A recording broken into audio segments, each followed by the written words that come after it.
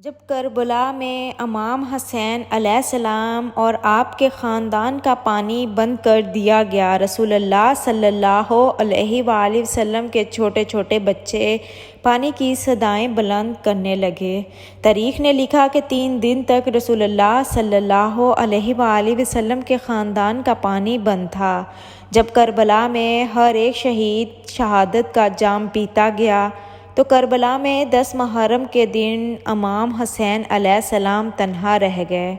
امام حسین علیہ السلام یزید کے سامنے مدد طلب کرتے ہیں کہ کوئی ہے اس غریب کی مدد کرنے والا۔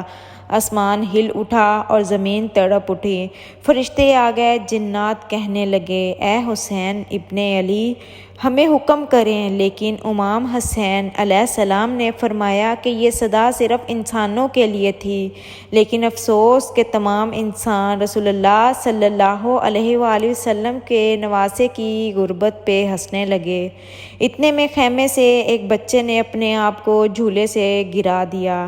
اتنے میں ہی حضرت بی بی رباب رضی اللہ عنہا نے بلایا حضرت امام حسین رضی اللہ عنہ کو اور دستے ادب کو جوڑ کر عرض کرنے لگی، نواسے رسول جیسے ہی آپ نے کہا، حضرت امام حسین علیہ السلام نے رباب سے بولا میرے عسکر کو میرے پاس لے کے آؤ۔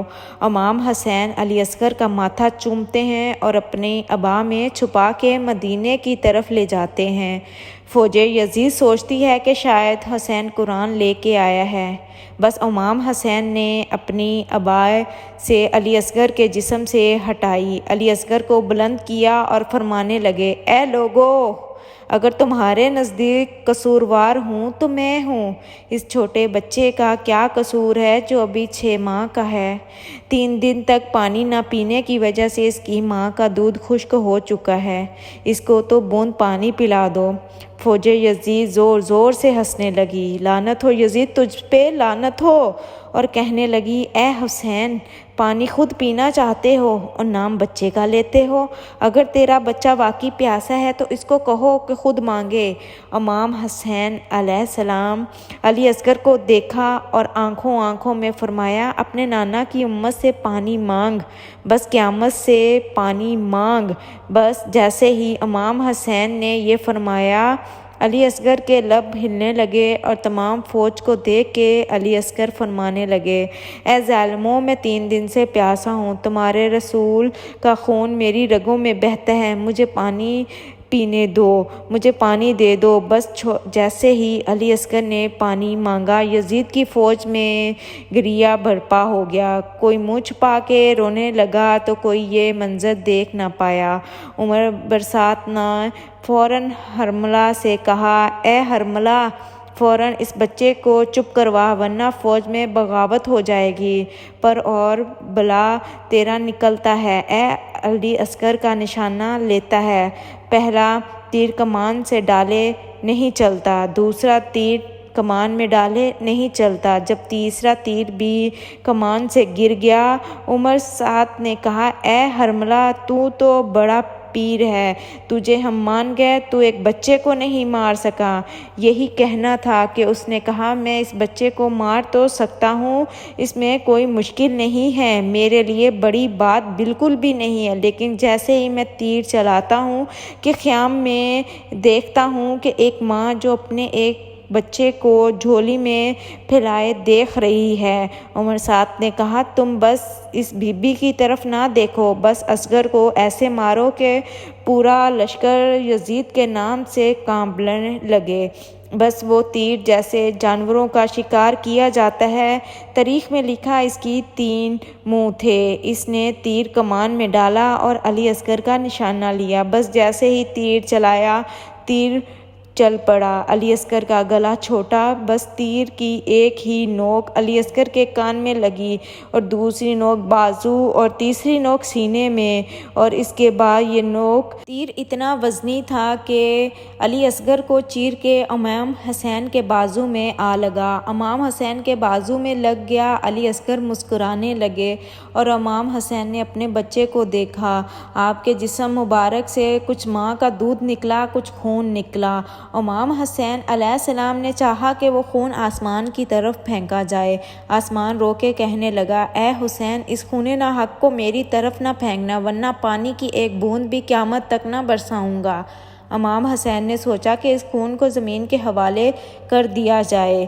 زمین تڑپ کے کہنے لگی، اے حسین، اگر اس خون کا ایک قطرہ بھی مجھ پہ گرا تو میں قیامت تک اناج نہیں اگاؤں گی۔ امام حسین نے علی اصغر کے خون کو اپنی داڑھی پہ ملا اور اللہ سے مخاطب ہو کے فرمانے لگے، اے اللہ، گواہ رہنا کہ تیرے سلام کے لیے میں نے اصغر کس طرح سے قربان کیا۔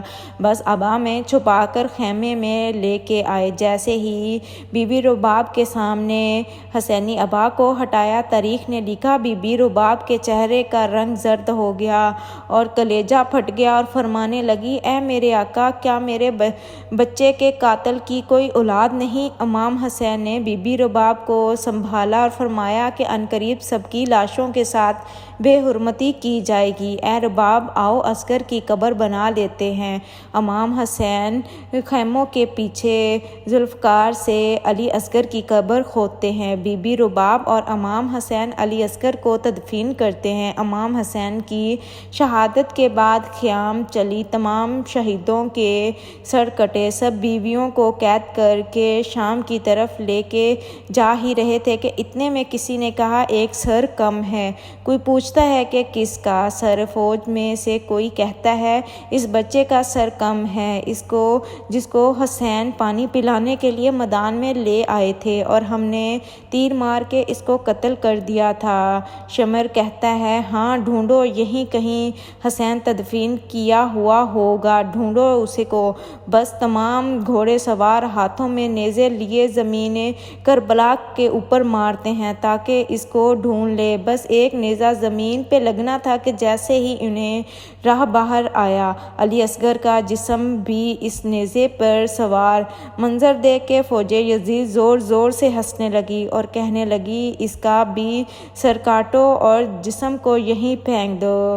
بس علی اصغر کے سر کو کاٹ کے نوکی نیزہ پہ بلند کیا گیا۔ بی بی رباب نے دیکھا تو اللہ کے رسول مخاطب ہو کے فرمانے لگی اور کہنے لگی، یا رسول اللہ، آپ کی امت نے ہم پہ کیا کیا ظلم کیا، لیکن اسلام کی بقا کے لیے ہمیں ہر تکلیف منظور ہے، مگر اب جب تک یہ رباب زندہ رہے گی نہ ٹھنڈا پانی پیے گی اور نہ کبھی سائے میں بیٹھے گی۔ سلام ہو علی اصغر پر، سلام ہو بی بی رباب پر، اور سلام ہو رسول اللہ صلی اللہ علیہ وآلہ وسلم کے خاندان پر، جنہوں نے اسلام کے لیے اپنی جانیں تک قربان کر دی اور ہمیں اسلام اتنی آسانی سے مل گیا۔ ہمیں اسلام پر اللہ تعالیٰ چلنے کی توفیق عطا فرمائے، آمین۔ پلیز آپ میرے چینل کو ضرور سبسکرائب کر دیجیے گا۔